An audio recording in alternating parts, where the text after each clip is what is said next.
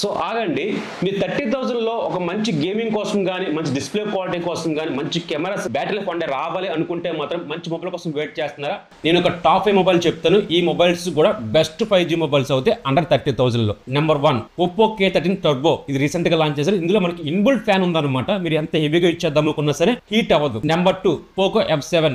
Battery life అంటే పైన రావాలి, A10 Zen 4తో రావాలి, రీసెంట్ ప్రాసెసర్ కావాలనుకుంటే మాత్రం ఈ మొబైల్ హైలైట్ గా ఉంటుంది. Number 3 iQOO Neo 10. ఇది చాలా మంది కొనాలన్నమాట. స్నాప్డ్రాగన్ 8 Zen 4 ప్రాసెసర్తో వస్తుంది అండ్ 15తో వస్తుంది. మంచి ప్రాసెసర్ కావాలి, గేమింగ్ ఎంత అన్నా సరే నాకు హీటింగ్ అవ్వకూడదు అనుకుంటే ఈ మొబైల్ బాగానే ఉంటుంది. నెంబర్ 4 మీరు మల్టీమీడియా కోసం ఎక్కువ యూజ్ చేస్తా అనుకుంటే మాత్రం Moto X60 Pro క్వాంటమ్ కలర్స్తో వస్తుంది కాబట్టి డిస్ప్లే క్వాలిటీ వేరే లెవెల్లో ఉంటుంది. నెంబర్ 5 మీకు ఆల్రౌండ్ మొబైల్ కావాలనుకుంటే కనుక OnePlus Nord 5.